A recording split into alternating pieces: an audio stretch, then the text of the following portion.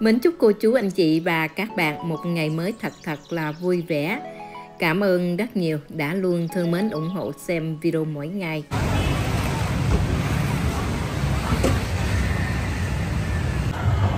Mến chào cô chú anh chị và các bạn. Hôm nay Hồng đi ăn ở làng nướng Nam Bộ. Nhà hàng này rất là lớn. Mình có thể đặt tiệc từ 3 bàn cho đến 10 bàn. Thức ăn thì mình có thể đặt trước. Khi mà cả nhà đến đây thì người ta chỉ cần dọn ra mà thôi.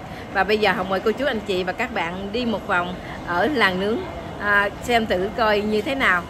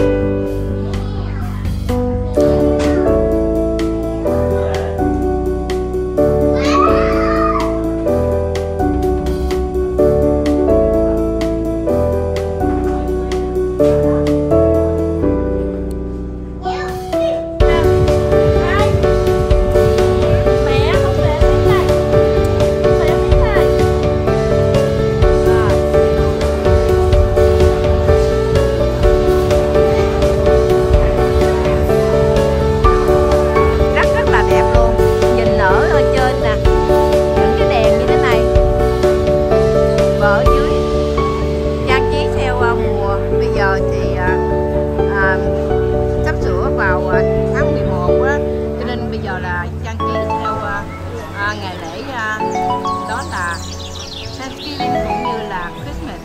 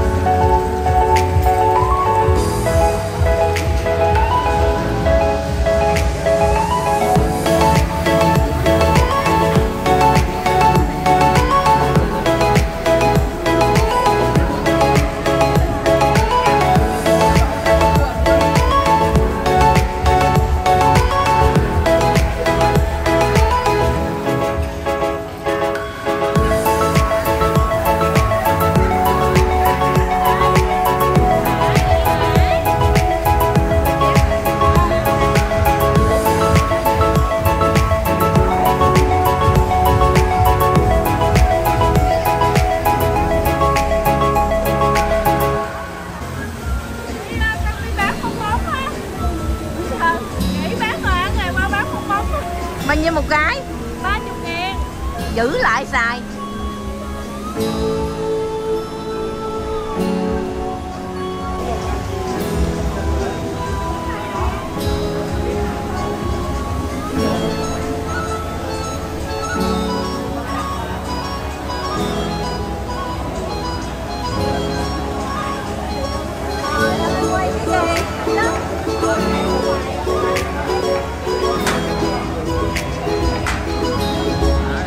Quá đẹp.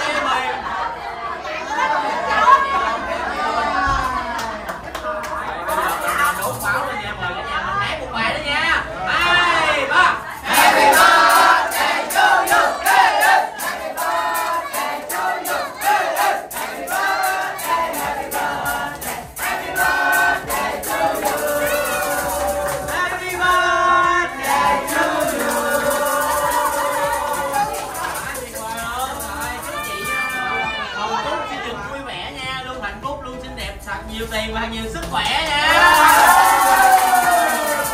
Em mời mọi người ơi, mình đang đi lên chúc mừng sinh nhật cho chị Cúc đi cả nhà ơi.